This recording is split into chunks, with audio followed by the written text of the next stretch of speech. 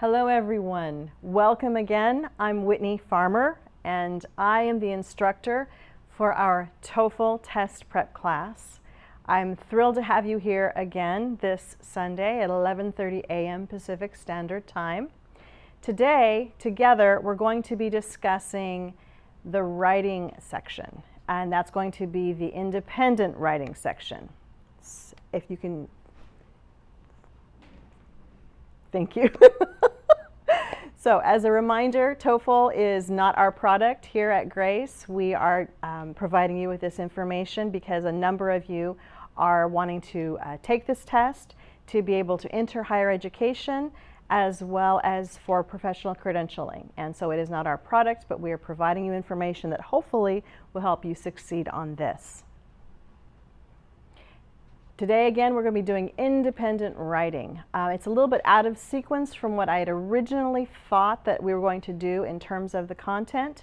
And the reason is that in our various community forums, there has been a lot of feedback and people have had more emergent, urgent needs. And so we've reshaped some of the information to be able to have that go face forward into our content.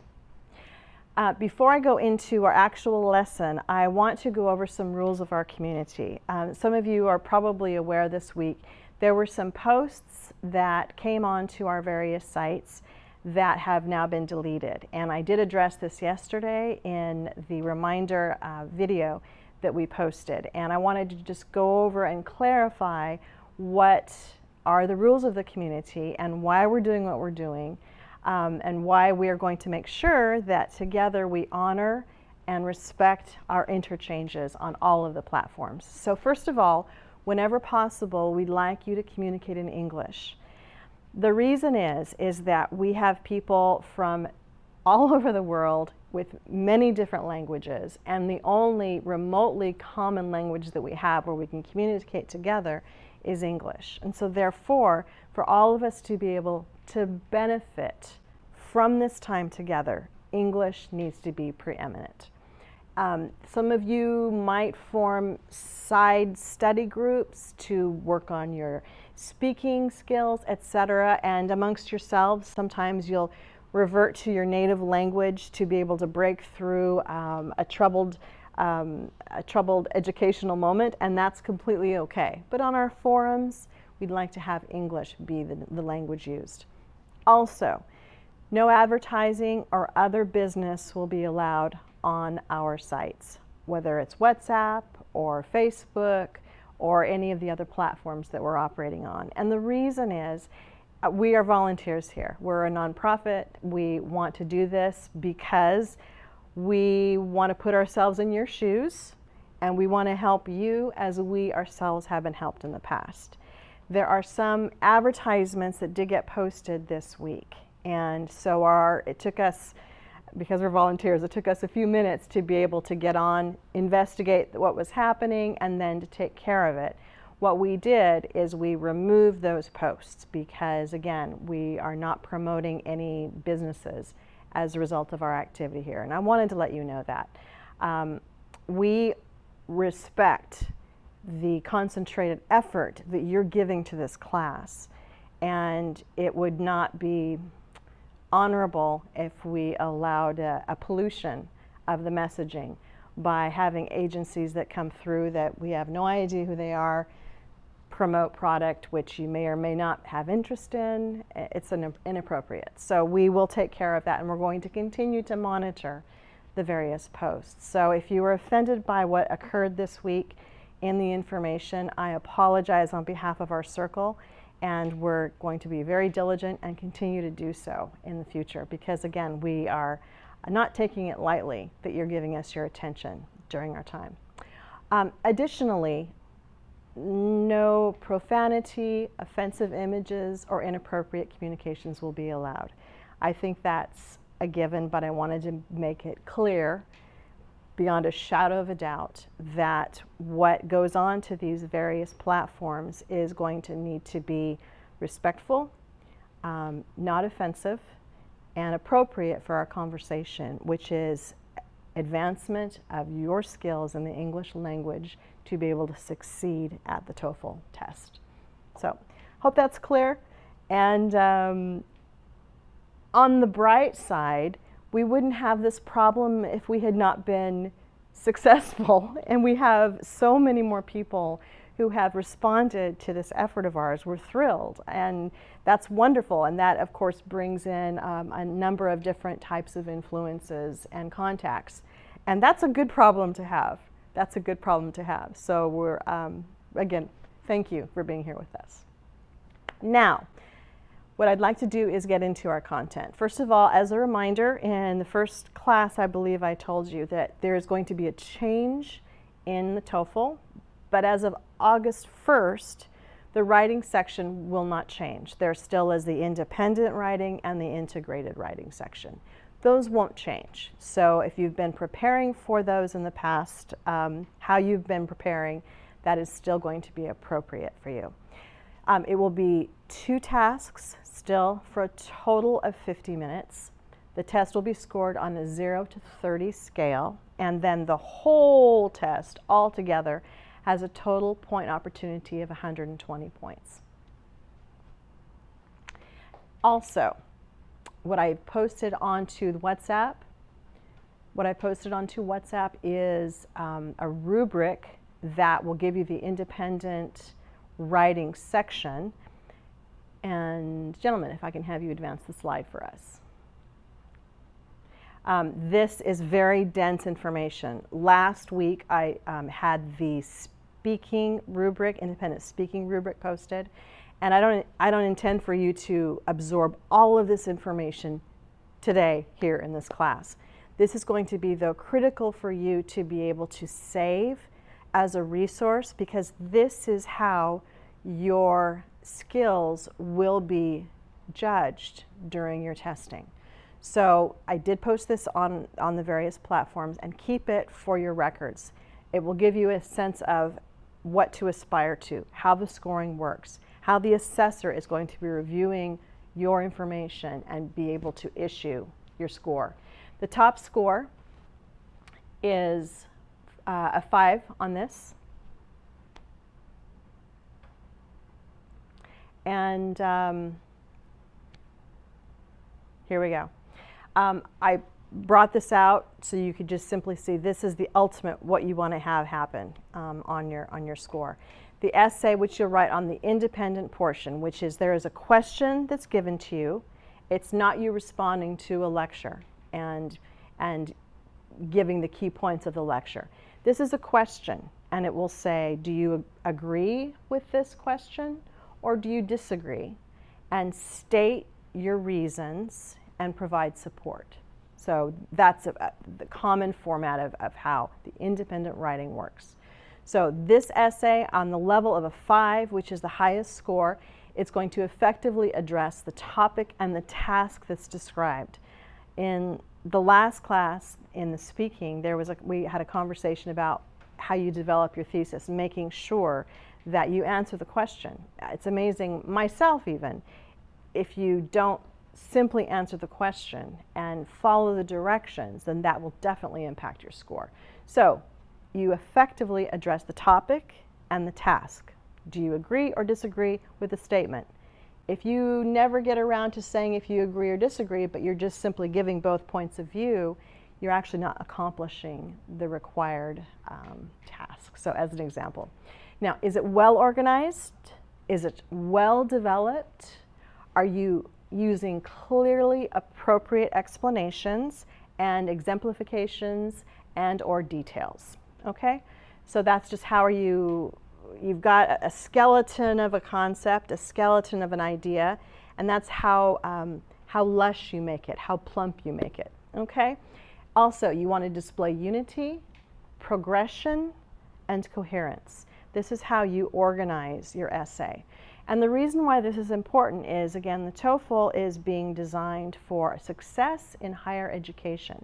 It's built to forecast the probability of you being able to progress successfully in higher education, or for you to be able to function successfully within your profession in a country where you are not a native born speaker. So that's why there needs, so in that regard, how you organize an essay, that is a key point to success in a higher education, English speaking university. All right? So display consistent facility in the use of language. You demonstrate syntactic variety, appropriate word choice, and idiomaticity.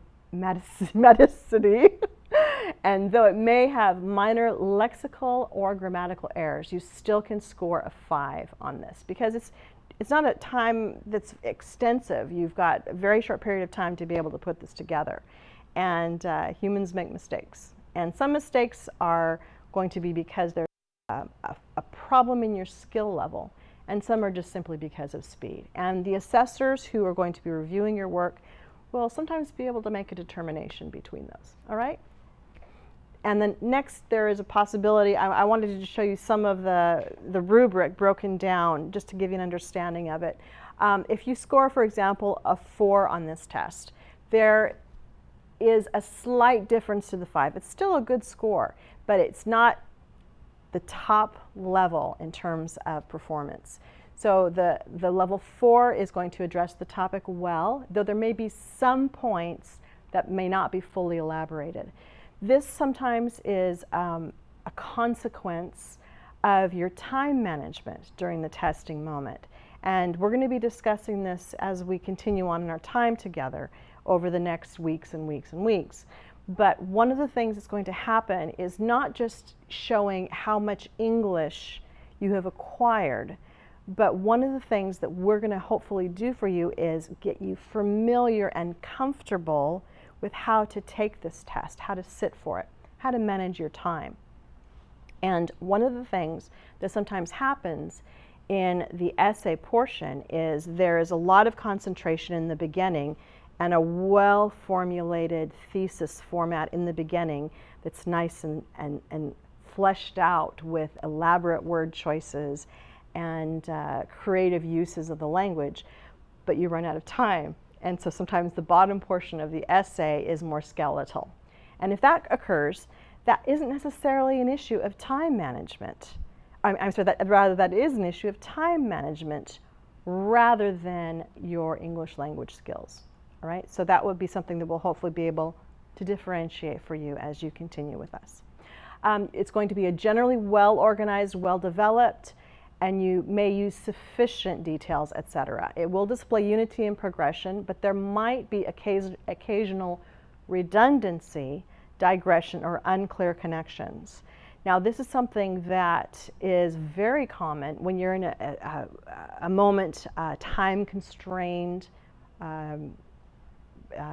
development of this thought. You'll find yourself going back to the same word again and again.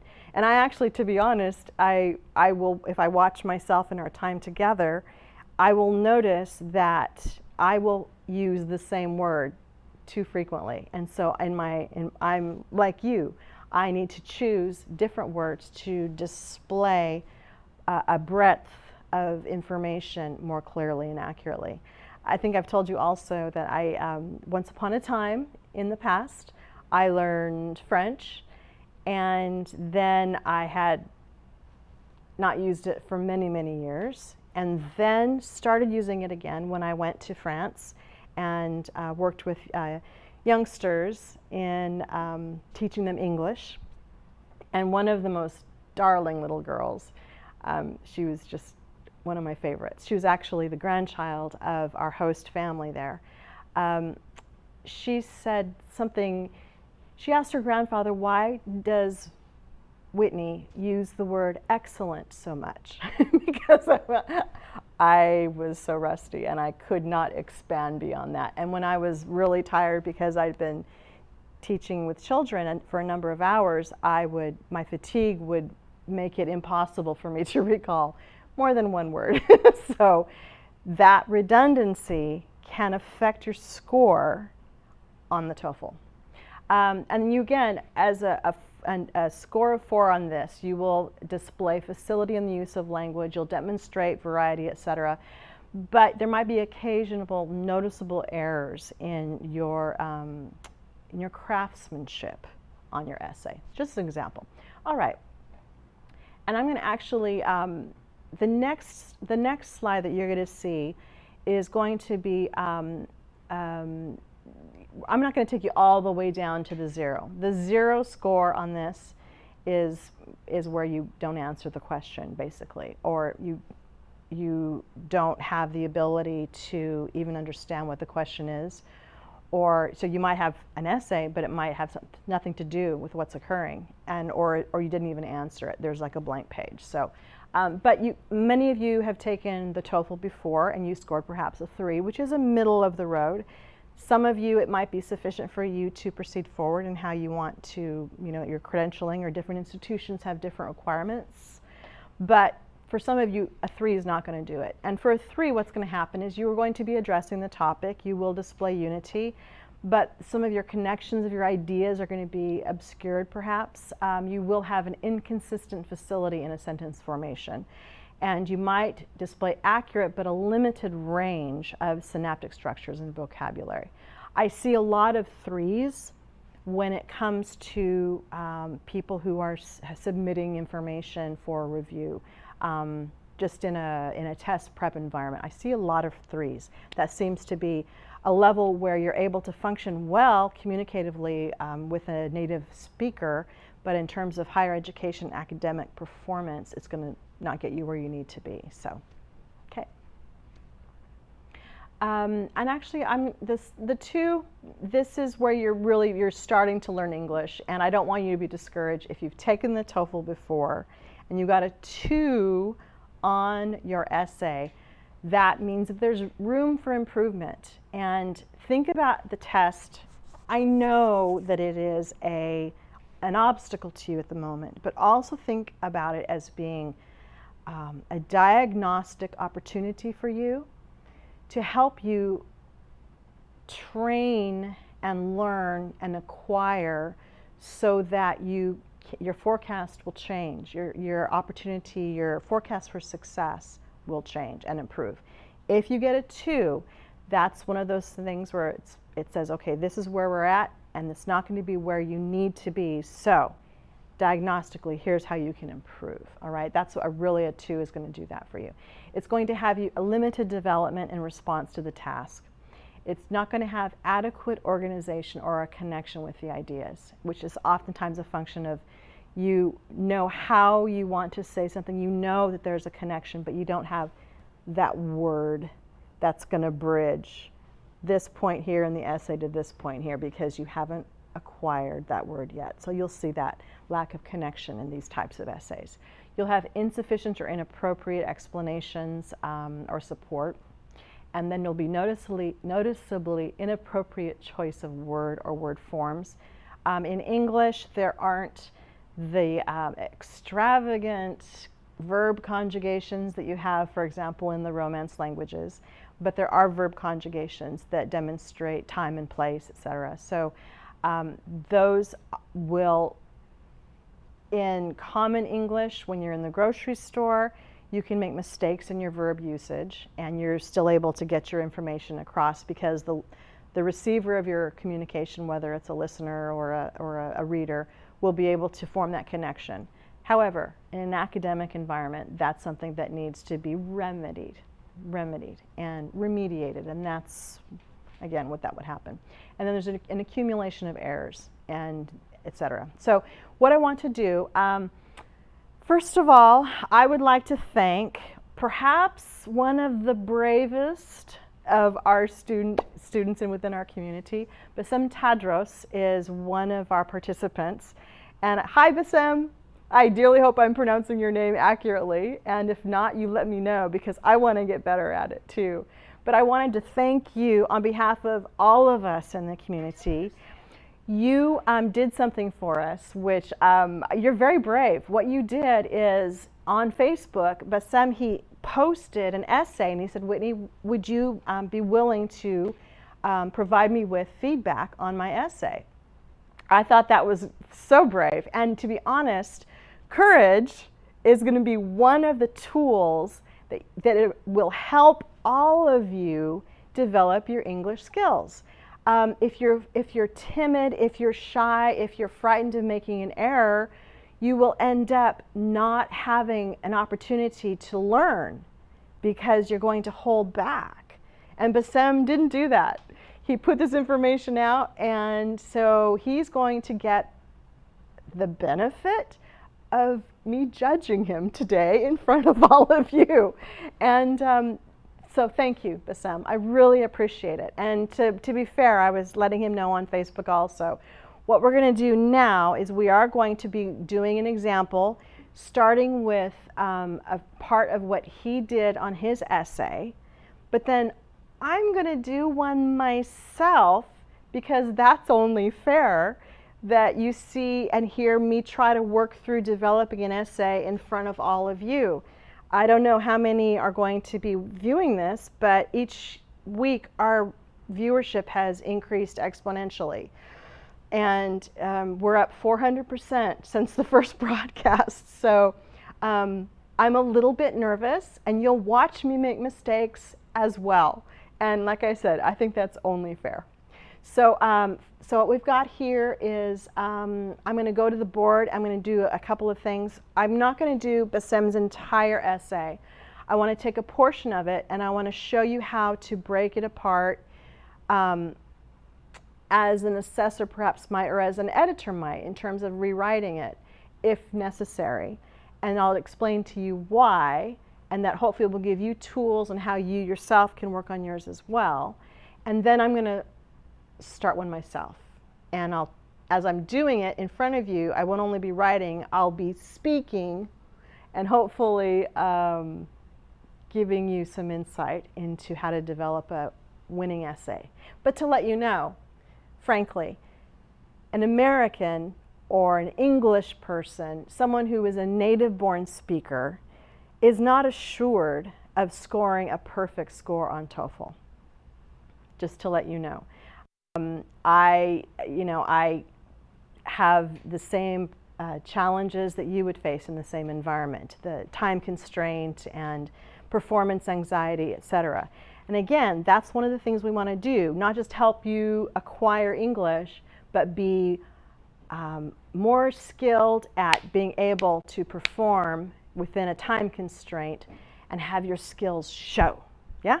Okay, so moving to this board, I'm going to grab a marker here, and we're going to start, bless him, tearing apart Bassem's essay. All right, here we go.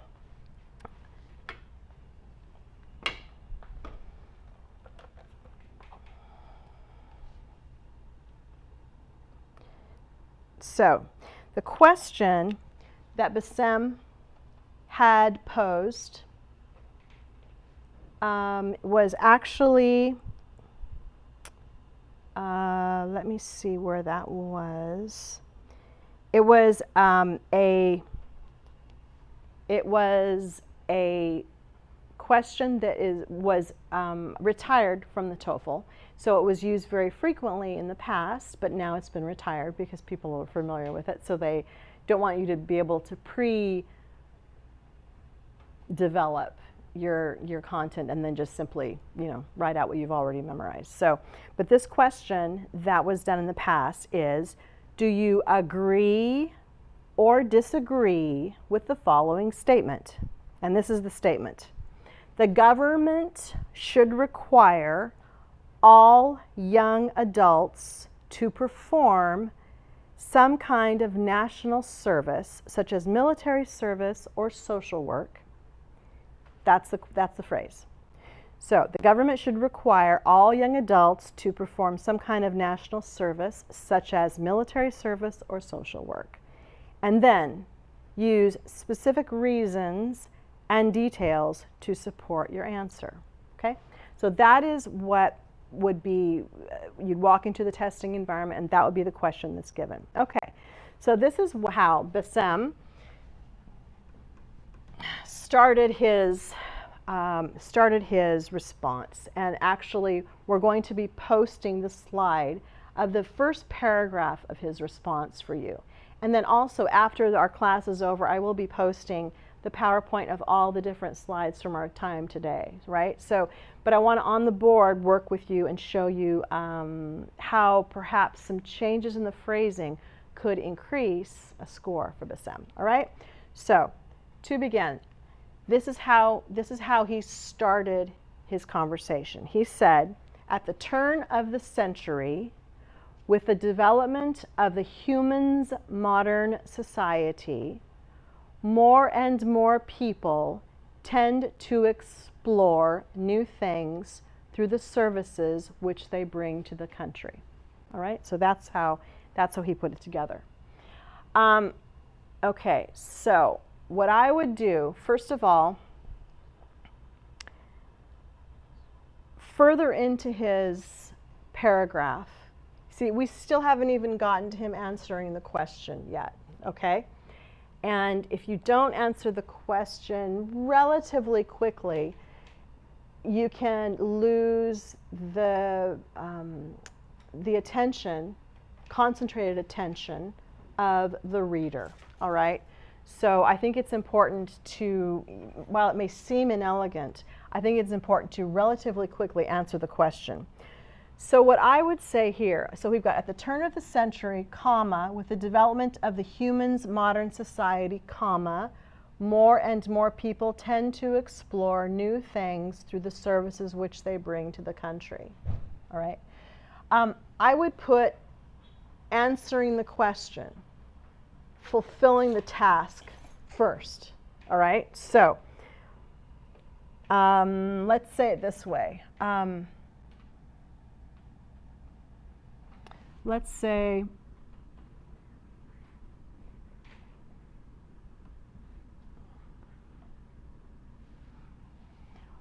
while this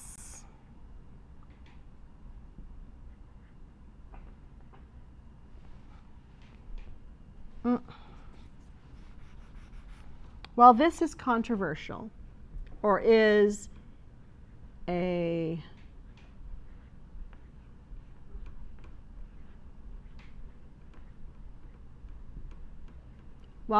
controversial issue,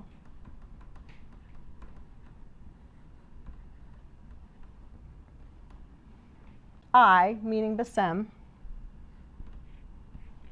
I agree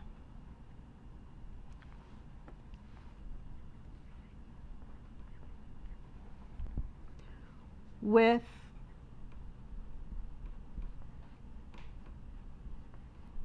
the premise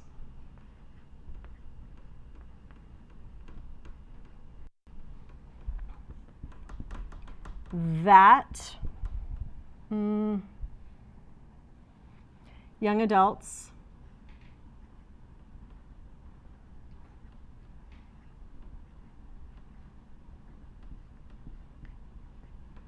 should, because this is asking whether it should or not. So this would be a good, you rarely use the word should, I think.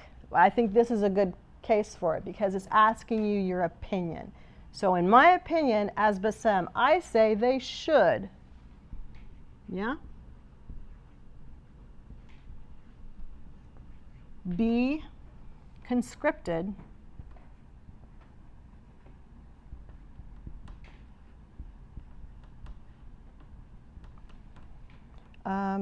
into some kind of national service, okay? Into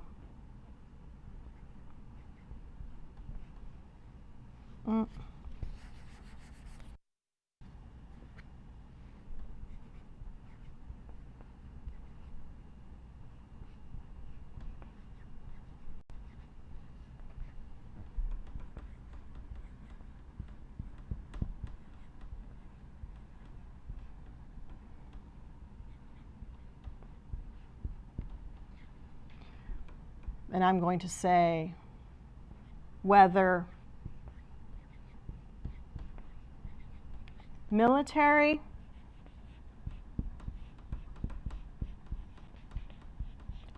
or humanitarian.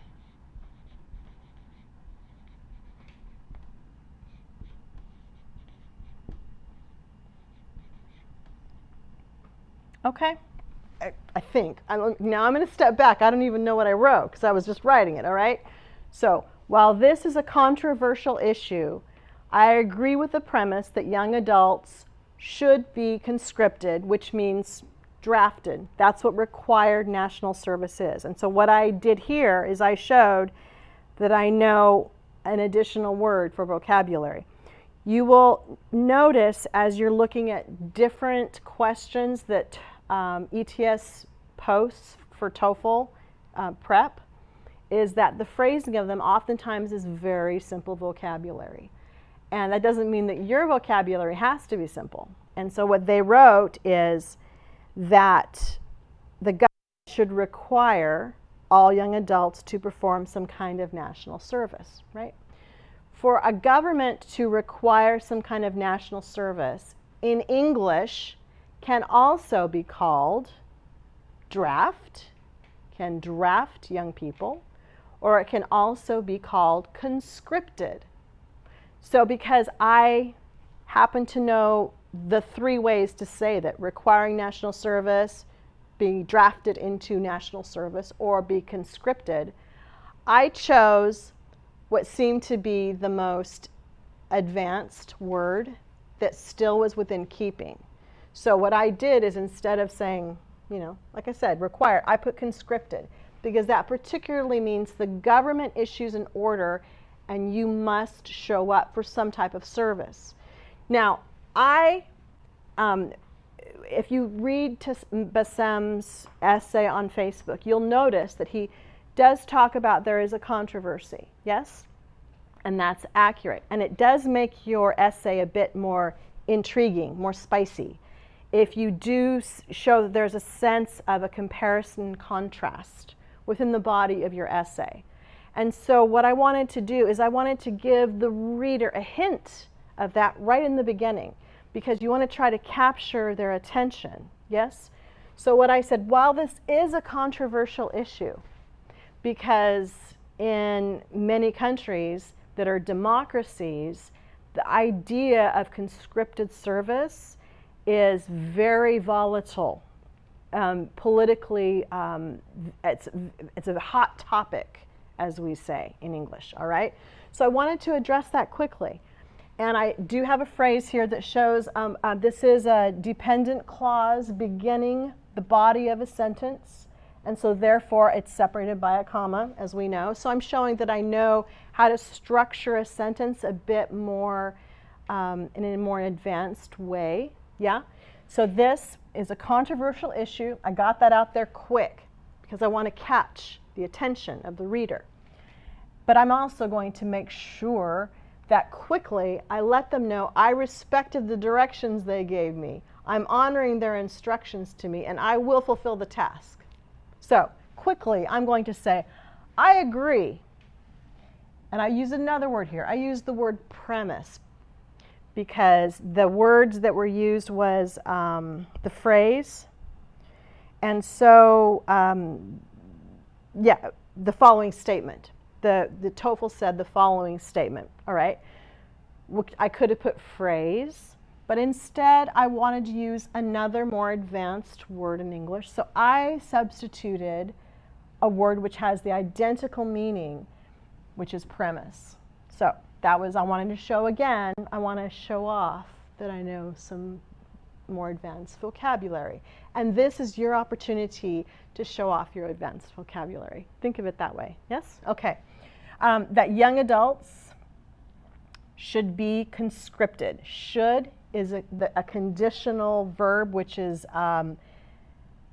in this context, it's completely appropriate, because what's happening in this context is you're asked your opinion of it. So therefore, you can say, I say it should happen, right? Even in a democracy, if you're dealing with totalitarian governments or fascist governments, you don't have a choice, yeah? But in this country, America, where I live, it is a democracy. It's a representative government. And so therefore, if the government's going to be saying something, the people have a right to give their voice to that decision. Very important. And so as a person living here, to say that there should be some sort of national service, that's controversial. But what's interesting is, so conscripted into some type of national service. Now this is an important qualifier, which Bassem brought out in his essay. If you go onto Facebook, he discussed that there are different types of national service, and you will see this in how democratic governments are going into the realm of conscription or drafts of young adults into service. They will have an opportunity sometimes to choose, sometimes it's assigned, but they will have military assignments, or they'll have humanitarian assignments, or they'll have like civic projects types of developments that they can choose from. And in America during the Great Depression, there was a huge population of unemployed, able-bodied workers. And what the government did is, there was a book by a Scottish economist named Adam Smith, and it was called The Wealth of Nations. And one of his premises was that the government can become a consumer and can stimulate an economy by stepping in during times of downturn and create economic opportunity. And that's what happened in America during the Depression. There was something called the New Deal under President Franklin Delano Roosevelt. What he did is, because there were all these able-bodied workers, but there were no jobs in the private sector, he, as the government, issued a number of different civic development projects, building roads, building dams, developing infrastructure, taking care of forests, and just like huge, massive projects that gave these people jobs and also created infrastructure that would allow for economic development in the future. It was brilliant, yes? Well, those kinds of things can be conscripted. Those types of activities can be conscripted. So anyway, so this is just an idea. So then what I would do with Bassem's beginning of his opening paragraph. Okay, so then this is out there quick. As you read his on Facebook, he gets to this point three quarters of the way through his first paragraph. I think it's buried too far in. I'd go quick. Then though, what he's talking about is that at the turn of the century, with the development of humans in modern society, more and more people tend to explore new things through services which they bring to the country. So there are a few different phrases that are put together here that maybe they could be a little bit clearer, perhaps, but I think what he's going towards is that if you're in national service as a young person, when you're still searching for your own identity, you can actually develop a sense of the future shape of your life, and develop and explore new skill sets as a result of national service. And with the turn of the century, our technology continues to develop in ways that before were not thought of. And so there are myriad opportunities for skill set development that we didn't even forecast before. And national service can allow for this type of exploration. And I think he uses the word explore.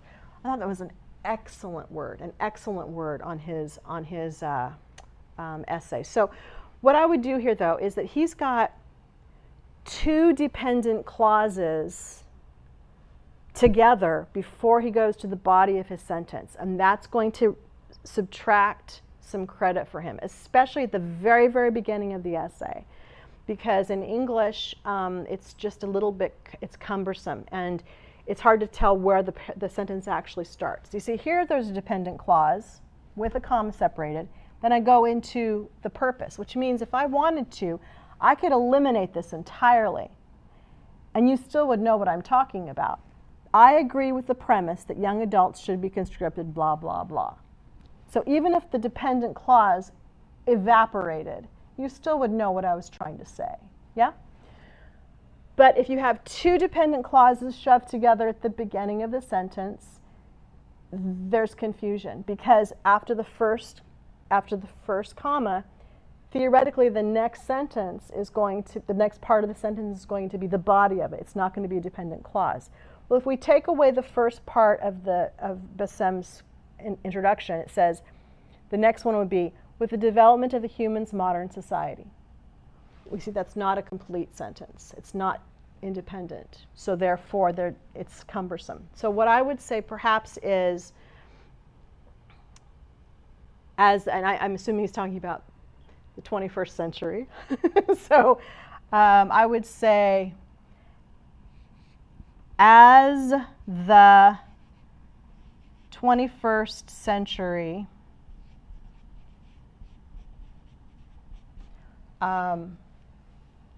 continued, because it says it developed, so I would say continued. It wasn't the beginning of human development, but it continued and accelerated. So I would expand that. I'd plump it up, make it more lush. So it did develop, but what I'm going to say is it continued to develop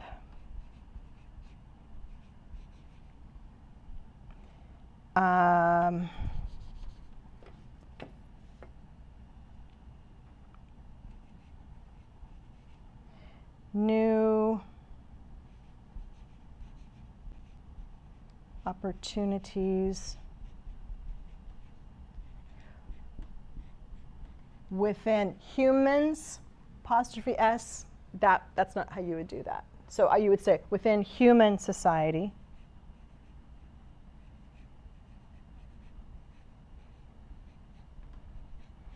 But what I would say too, though, I liked, you'll see oftentimes in older works of essays, you'll hear discussion of mankind or man's contribution to society. So you'll see a masculine bias in pronoun usage, etc.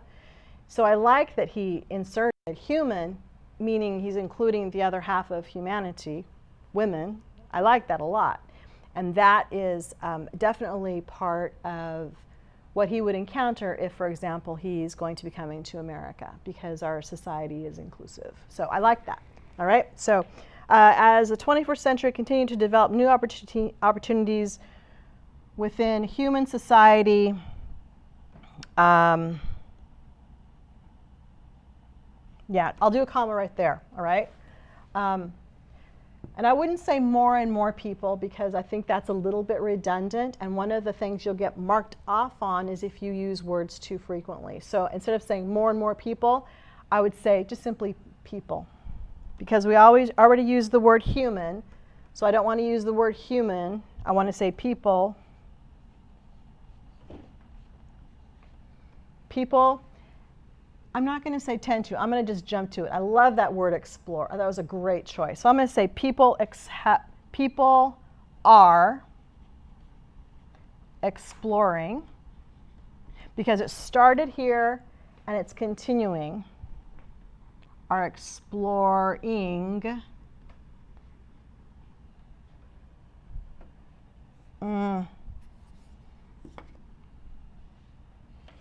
because what Bessem was talking about in his essay is he was getting to the idea of self-discovery within the midst of national service. Self-discovery in the midst of self-sacrifice. I thought that was fascinating. So exploring,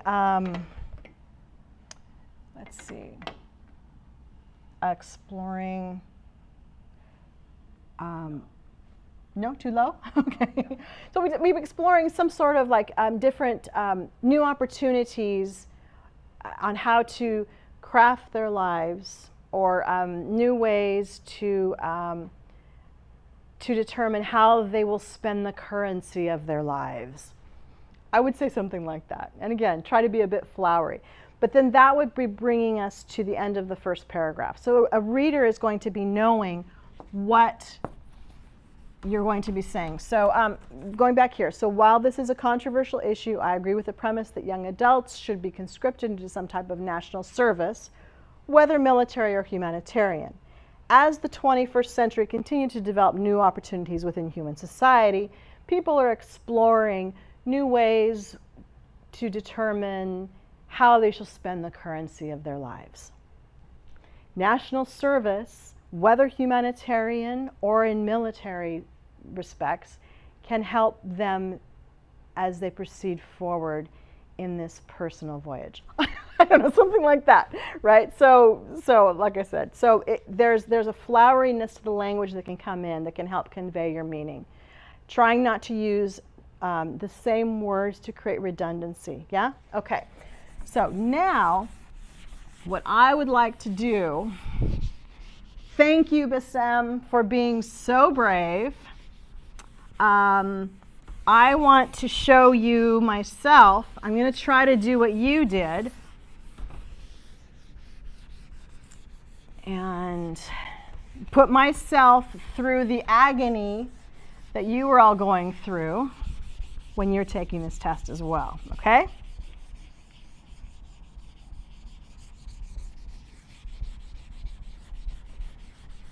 Got to be a simpler way to do this, sorry.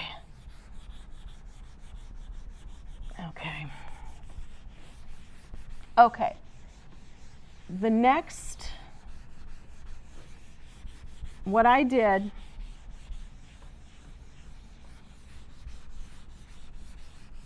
I'd like to go back to our slides.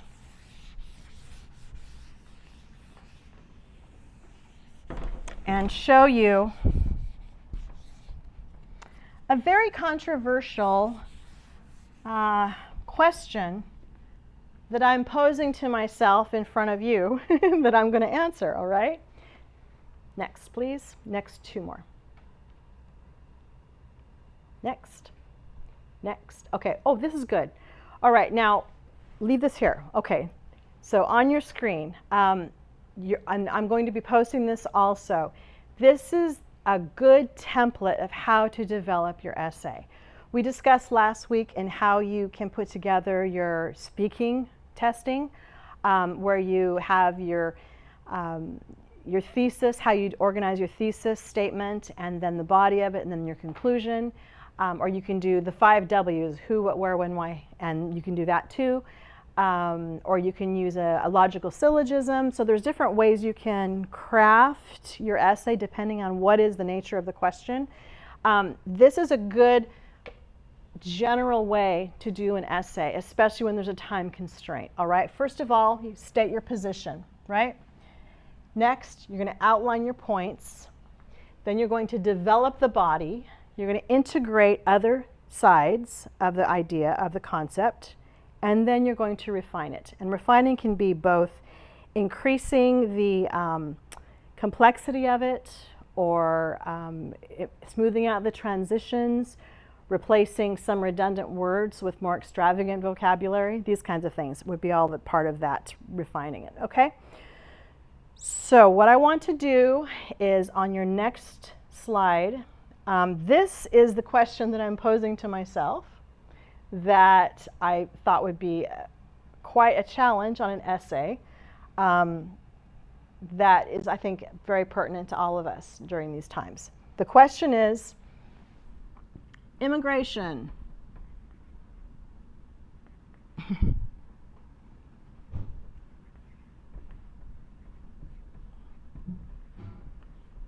Is good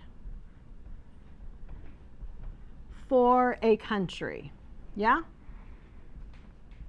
Or no, right? This is the statement. So immigration is good for a country.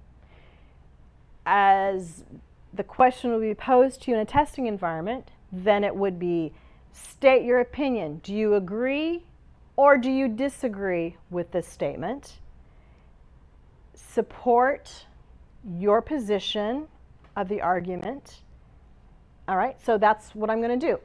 Is the question, immigration is good for a country. Do I agree or do I disagree with this statement? And I'm going to develop an essay based on this. So for you to know, I would say, I agree. And using the format where we have, first of all, state your position, I'm going to show you, you just start with this in a skeleton format and then you flesh it out.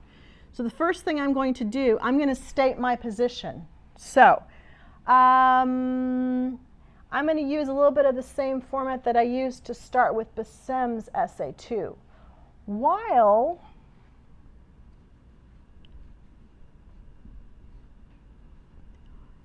this is an exceptionally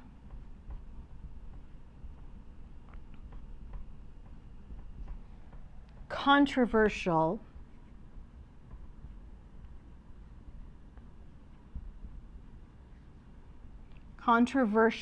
position,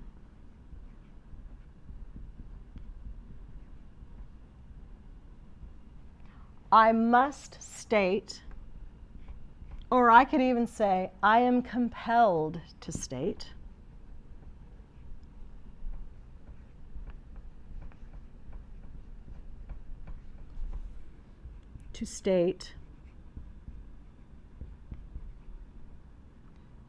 that I agree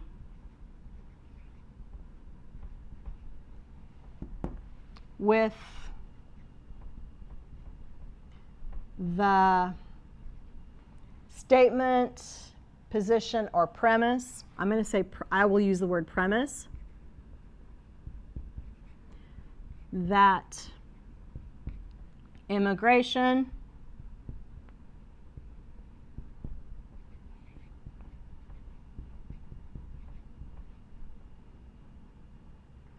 is good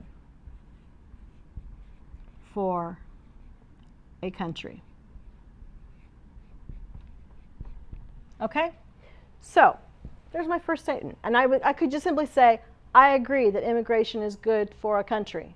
But instead, I want to make it more lush, more robust in terms of the vocabulary and the structure of the sentence. So what I did is I had a dependent clause before I stated my position. That's a strategy you can do, which can be more compelling for the reader. So while this is an exceptionally controversial position, so it is controversial, but I wanted to amplify that it is exceptionally controversial across many countries right now. So I'm going to use this modifier here, and I'm also demonstrating more advanced use of vocabulary. See? All right. Position, I am compelled. I didn't say I agree. I was giving a sense that I have been so strongly persuaded that I must state, right? That was the sense I was trying to give. So I'm also, again, displaying more advanced vocabulary. I am compelled to state that I agree with the premise, whoops, P-R-E-M-I-S-E, that immigration is good for a country. And so that would be my first paragraph, right? But then, going back to our format here, I've stated the position, right? Second of all, we want to outline our points. So then I would say there's going to be some points that I'm going to literally, as I'm doing my essay in the 20 minutes you've got, I'm going to really quickly put points here. I will put historical examples,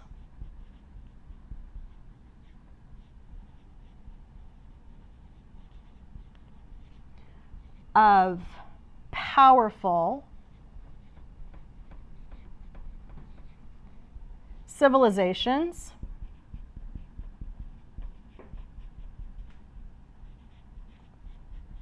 that have benefited. Okay, and I'm just putting that there quick to remind myself. I would also state contemporary examples.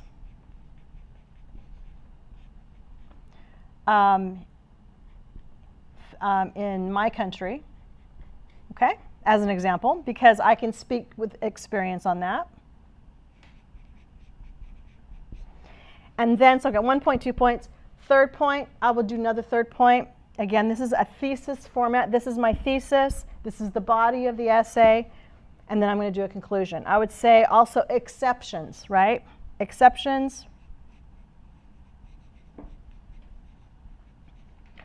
Or qualifications or qualifiers to my opinion.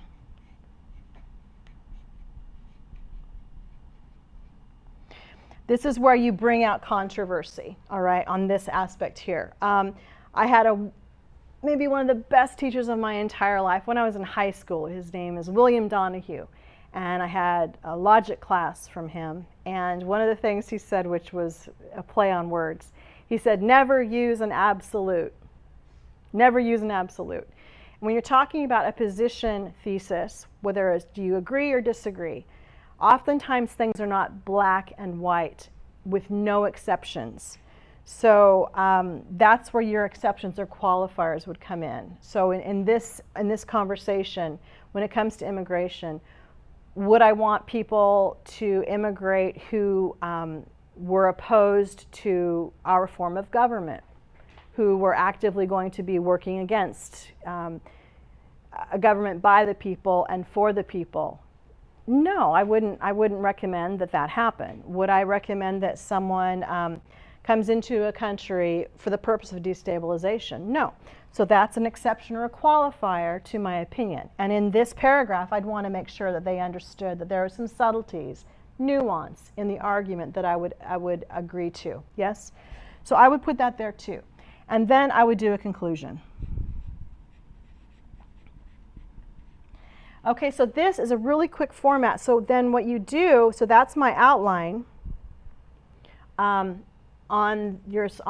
go back to that former slide. I think that's the one I wanted to. There we go. So you might see that on your computer. No, next one, please. No, the other way. There we go. Perfect. So state your opinion, outline your points, develop the body. So now that I've got my points, boom, boom, boom, literally points, then you're going to have more time. You're going to start to develop the body of this. I'll start bringing in ideas about in history, what happened to different countries that developed trading routes and the benefits that occurred as a result of cross-pollination of intellectual property and those kinds of things. So I developed some historical examples. And I would also talk about, and currently in my country, this is what's occurred. These are the different kinds of benefits that have happened, and these are the different innovations that we've benefited from, and this is what's occurred in our economy. Rather than stagnation, we have innovation. I would do that here. And then I would talk about qualifiers and exceptions. And so I'm out developing these points that I just real quickly did, which you'll do during your time. Start with your thesis, quickly do your bullet points and your conclusion, and then you can start to flesh it out, all right?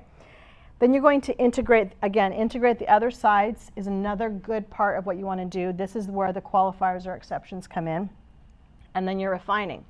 So I would do what I was just talking about before. I would be more expansive in my vocabulary. I would use more complex sentence structure. I would create transitions between these various points. And then there's a conclusion. What can happen sometimes too in conclusions? I think I told you last week when we were talking about the independent speaking portion. Sometimes you can use quotes, famous quotes from famous people.